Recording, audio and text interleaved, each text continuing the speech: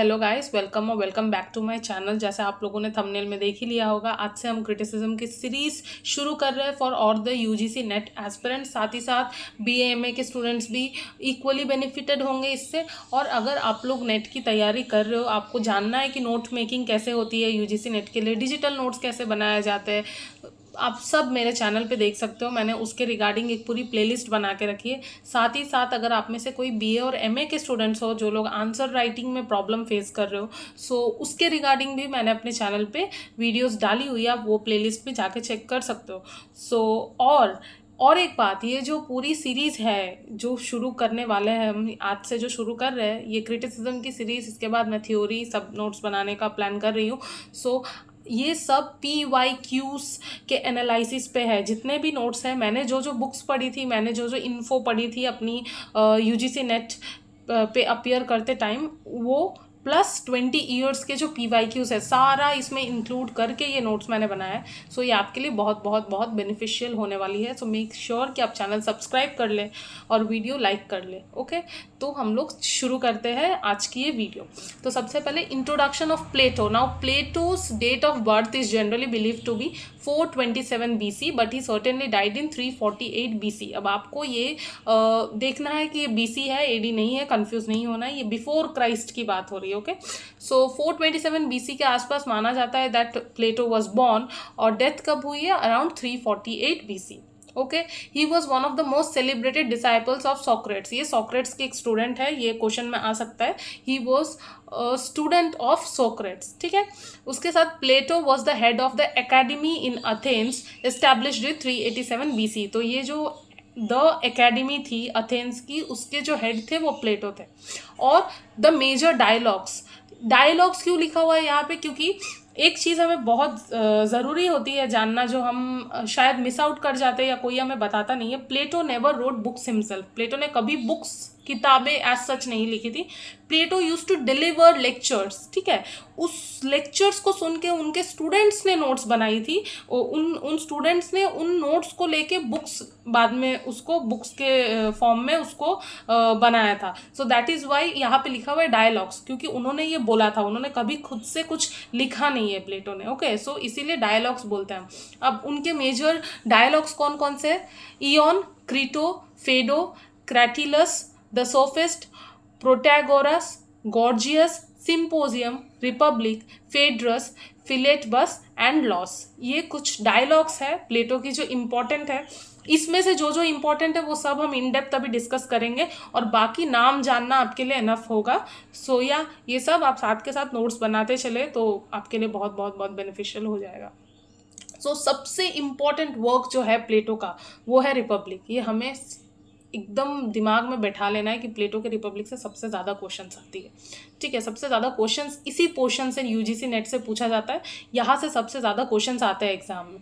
सो Republic, अब Republic में क्या क्या कॉन्सेप्ट्स प्लेटो ने दिए या क्या क्या बातें की है प्लेटो ने? Firstly ideal state. Ideal state यानी एक ऐसी जगह जो आइडियल होगा, जहाँ पे लोग द बेस्ट प्लेस। ठीक है, जो जो एक एग्जाम्पलरी, आइडियल हम कब बोलते हैं? जो एक एग्जाम्पलरी द बेस्ट प्लेस जो होता है उसको हम आइडियल बोलते हैं। ठीक है, तो ideal state, he was talking about an ideal state and wanted the poets to be banished in order to make the state ideal. So Plato के हिसाब से अगर एक स्टेट को आइडियल अगर हम घोषित करना चाहें तो उससे पहले क्या करना होगा? पोएट्स को वहाँ से रिमूव करना होगा। तो प्लेटो पोएट्स पे बहुत ज़्यादा गुस्से में रहते थे। क्यों गुस्से में रहते थे वो हमें पता चलेगा आगे आगे जैसे हम पढ़ते जाएंगे। इन this work he called poetry as the mother of lies because it is twice removed from reality. He gives an example of chair here.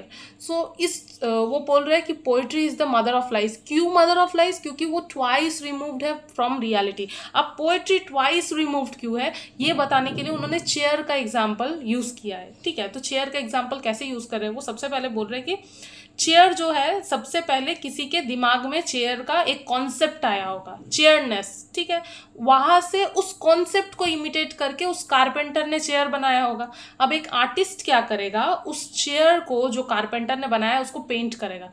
तो हमारे पास यहाँ पे कितने चेयर हो गए? 3। पहला कॉन्सेप्चुअल चेयर जो दिमाग में है किसी के, दूसरा आर्टिस्ट या दूसरा कारपेंटर का चेयर जो कारपेंटर बना रहा है, तीसरा आर्टिस्ट। ठीक है, सो कॉन्सेप्ट, कारपेंटर और आर्टिस्ट। जब आर्टिस्ट तक आते हैं जब तक ये चेयर आर्टिस्ट के स्टेज पे आ रहा है ना, तब तक 2 बार ऑलरेडी ये इमिटेट हो चुका है। पहली बार जब कारपेंटर इसको इमिटेट कर रहे हैं और दूसरे बार जब आर्टिस्ट इमिटेट कर रहे हैं, इसीलिए ये क्या हो गया, ट्वाइस रिमूव फ्रॉम रियलिटी हो गया। समझ में नहीं आ रहा है तो वीडियो बैक करके देख लेना, ये समझ में आ जाएगा। बहुत सिंपल एक कॉन्सेप्ट है, ठीक है। उसके बाद he saw the emotions as the source of weakness. Plato ने क्या कहा, emotions are the source of weakness. जब भी कोई इमोशनल हो जाता है तो हम बोलते हैं ना कि गर्ल्स बहुत इमोशनल होती है, बहुत वीक होती है। ये सब कॉन्सेप्ट अभी हम लोग इनको गलत है ये प्रूफ करें, पर प्लेटो ने तो यही बोला है कि emotions are the source of weakness, ठीक है।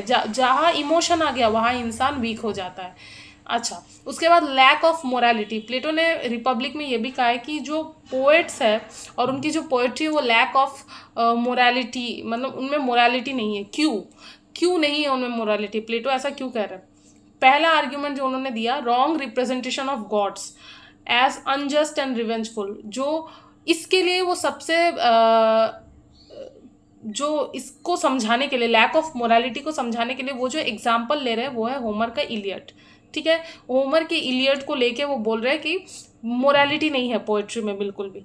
क्यों नहीं है मोरालिटी पोएट्री में? क्योंकि रॉन्ग रिप्रेजेंटेशन ऑफ गॉड्स बहुत रिवेंजफुल है। अगर आपने इलियड पढ़ा होगा तो आपको पता होगा, तो उनके हिसाब से ये जो रिप्रेजेंटेशन है ना गॉड्स का, ये पूरा गलत है। उसके साथ द वॉर मॉन्गर एक्िलीस का जो कैरेक्टर है, जो one of the most important और सेंट्रल कैरेक्टर्स है ट्रोजन वॉर में, जो इलियड जो लिखा है होमर ने उसमें। सो यहाँ पे एक्िलीस वॉर मॉन्गर, एक्िलीस को वॉर के अलावा और कुछ समझ में नहीं आता है। तो प्लेटो के हिसाब से ये भी एक बहुत गलत क्वालिटी है और लैक ऑफ मोरालिटी को दर्शाता है, लैक ऑफ मोरालिटी को रिप्रेजेंट करता है ये। इसीलिए ये 2 पॉइंट्स है जिसके वजह से Plato is like no, poets and poetry is lack of morality, ठीक है। इसके लिए एग्जांपल वो क्या ले रहे हैं, इलियड बाय होमर। अच्छा, उसके बाद वो क्या कह रहे हैं, फिलोसॉफी ओवर पोएट्री। वो बोल रहे हैं पोएट्री, क्योंकि ऑब्वियसली उनको पैशंस पसंद नहीं आ रही, यहाँ की मोरालिटी नहीं है, इसमें इमोशंस बहुत ज़्यादा है। इसीलिए वो बोल रहे हैं philosophy is better option than poetry. इसीलिए वो ही advocates for philosophy rather than poetry, ये आपको याद रखना है। उसके बाद Plato's main objections against poetry: the poet is an imitator. The poet, by fueling passions and emotions, weakens the reasoning capacity of the citizens, and the poet has no knowledge of the world. So क्या बोल रहे, poet imitator है। क्यों imitator है? वो chair वाले example से हमें पता चल गया। The poet, by fueling passions and emotions, weakens the reasoning capacity of the citizens. ये भी हमें पता है, बहुत ज़्यादा इमोशनल हो जाते हैं लोग पोएट्री पढ़ के, जो प्लेटो को पसंद नहीं है। And the poet has no knowledge of the world. Plato ये भी बोल रहे हैं कि पोएट में वर्ल्ड का कोई नॉलेज नहीं होता, ठीक है। उसके बाद Plato believed poetry promote sensuality and immorality because it appeals to the irrational emotional part of the soul rather than the rational mind. So क्या बोल रहे हैं, इमोशंस के तरफ एक पोएट्री एक इंसान को ज़्यादा मूव कर देती है रादर देन रैशनैलिटी। सो ये इसी की वजह से क्या हो रहा है, that the people are becoming weak, emotional and irrational, ठीक है। इसके 2 जो रीजंस दे रहे हैं वो ये है कि leading to indulgent and emotional behaviour in young citizens. जो यंग सिटीजन्स है वो क्या हो रहा है, बहुत ज़्यादा इमोशनल हो जा रहे हैं पोएट्री पढ़ के। और साथ ही साथ क्या हो रहा है, in representing the sensual aspects और ये जो इमोशंस है, the poet fails to discern the transcendent reality behind mere appearance. तो एक होता है ना ट्रांसेंड करने का क्वालिटी, कि हम जो रीडर है उसको मूव कर दे रहे, जो फिलोसॉफी करता है। फिलोसॉफी पढ़ते हैं जब हम, तब क्या होता है, हम ट्रांसेंड कर जाते हैं। हम जो ये वर्ल्ड है यहाँ से निकल के हमारा दिमाग कहीं और ही चला जाता है, कोई और ही ट्रूथ हमें समझ में आता है जो हमने कभी ना सुना, कभी जाना।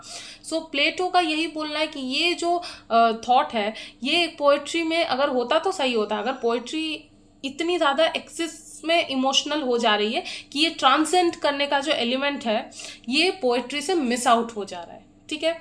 उसके बाद Plato is talking about the cave theory. Cave theory क्या है? केव थ्योरी के हिसाब से प्लेटो बोलते हैं कि कुछ लोग थे जिनको एक केव में बांध के रख दिया गया था, तो वो दीवार के तरफ मुंह करके उनको बांध के रखा था, ठीक है। तो वो क्या कर रहे थे, शैडोज में लोगों को देख रहे थे, क्योंकि ये जो 3-4 या जो जितने भी लोग थे, ये लोग जो दीवार के सामने बंधे हुए हैं, उनको तो लोग नहीं दिख रहे, लोग उनके पीछे से आ रहे जा रहे। सो उनके लिए क्या है, रियलिटी वही था कि पीपल आर शैडोज। लेकिन उसमें से एक इंसान क्या होता है, बाहर निकलता है और उसे पता चलता है नहीं, शैडो रियलिटी नहीं है, रियलिटी इज समथिंग एल्स, उसे पता चलता है कि ये जो जो बांधा गया था इन्हें इतने दिन से, और जो ये शैडोज देख रहे थे और उसको रियलिटी समझ रहे थे, ये कभी रियलिटी था ही नहीं। सो ये जब उसे पता चलता है शैडो के केव के बाहर जाके, और जब वो अंदर आता है और अपने बाकी के दोस्तों को या उसके साथ जो बंधे हुए थे उनको बताता है कि नहीं नहीं ये तो रियलिटी नहीं, तो वो नहीं सुनते उस इंसान की बात, और झगड़ा हो जाता है वहाँ पे। सो प्लेटो यही बोल रहे हैं कि जस्टिस, ट्रूथ और ब्यूटी का जो सारा आइडिया है ना, this is a shadow for us. Reality तो हमें पता ही नहीं है, और अगर हमें पता चलती भी है तो लोग उसे मानना नहीं चाहते। तो इसी इसी को समझाने के लिए प्लेटो बोल रहे केव थ्योरी, और बोल रहे कि the people who are trying to explain, philosophers, ये लोग जो है, ये लोग वो केव के बाहर जो लोग निकले हैं उनके समान है ये फिलोसोफर्स, क्योंकि ये लोग जब केव में रिटर्न आ रहे हैं और बता रहे हैं लोगों को, तो लोग सुनना ही नहीं चाह रहे। फिलोसोफर्स जब द ट्रूथ ऑफ लाइफ बता रहे हैं तो people do not want to accept it. ठीक है, तो इसीलिए the people who moved out of the cave, उसके साथ कंपेयर कर रहे हैं प्लेटो किसको, फिलोसोफर्स को। एंड ही सेज कि philosophers shows the ultimate reality of life, लेकिन people are neglecting it, people सुनना नहीं चाहते। ठीक है, सो ये है केव थ्योरी। उसके बाद प्लेटो का वर्क है इयन या आयन, आप जो भी पढ़ ले इसको। Plato states that poets are madly inspired. क्या बोल रहे, पोएट्स आर मैडली इंस्पायर्ड। ये बात क्यों आ रहा है यहाँ पे मैडली इंस्पायर्ड, क्योंकि प्लेटो के हिसाब से पोएट को एक दिन कोई किसी डिवाइन म्यूज का आशीर्वाद मिलता है और पोएट स्टार्ट्स टू राइट। ठीक है, तो इसीलिए ही सेज मैडली इंस्पायर्ड, लेकिन एरिस्टोटल ने इसके जगह पे क्या कहा था, डिवाइनली इंस्पायर्ड। ठीक है, उसके बाद this mainly arises from Socrates who in Plato's Ion says poets are nothing but the interpreters of gods. Socrates ने क्या कहा था, सोक्रेट्स ने कहा था कि poets are the interpreters of the god. ये एक बहुत इंपॉर्टेंट समझने वाली चीज़ है कि सोक्रेट्स ने कहा था कि poets are the interpreters of god, मतलब गॉड किसी ह्यूमन बींग को चूज करते हैं उनकी बातें ह्यूमैनिटी तक पहुंचाने के लिए, वो है पोएट। लेकिन प्लेटो ने इस बात को रिजेक्ट किया और प्लेटो ने बोला कि नहीं, दे आर मैडली इंस्पायर्ड। सो ये है इयन। और उसके बाद एक वर्क है जिसका नाम है फेड्रियस। यहाँ पे प्लेटो क्या बोल रहे हैं, यहाँ पे प्लेटो बोल रहे हैं the issue of privileging speech over writing was taken up for the discussion by Plato in this work. So Plato यहाँ पे क्या बोल रहे हैं कि जो स्पीच है उसको प्रिविलेज कर रहे हैं रादर देन राइटिंग। ठीक है, प्लेटो का जो बात है, जो मतलब उस टाइम पे क्योंकि स्पीच ज़्यादा चलता था रादर देन राइटिंग, तो इस चीज़ को यहाँ पे प्लेटो क्या कर रहे हैं, एड्रेस कर रहे हैं। प्लेटो ऑन गुड स्पीच इन फेड्रस। प्लेटो क्या बोल रहे हैं गुड स्पीच के बारे में यहाँ पे, पहला तो thorough knowledge on the subject. जो इंसान स्पीच डिलीवर कर रहा है उसको बहुत ज़्यादा थॉरो नॉलेज होने चाहिए उस सब्जेक्ट के। ऐसा नहीं कि ऊपर ऊपर से कुछ पता है और आए और लेक्चर डिलीवर करके निकल लिए, नहीं, बहुत ज़्यादा थॉरो नॉलेज होने चाहिए सब्जेक्ट की। उसके बाद क्या, second, speech has to impress the hearers like the book impresses the readers. जो स्पीच है उसमें ऐसी कैपेसिटी होनी चाहिए कि रीडर्स को इम्प्रेस कर जाए, जो एक अच्छी बुक की भी क्वालिटी होती है, that it impresses the readers. ठीक है, उसके बाद थर्ड है natural sequence, proper beginning middle and and. उन्होंने कहा है नेचुरल सीक्वेंस होना चाहिए, प्रॉपर बिगिनिंग मिडिल और एंड होनी चाहिए।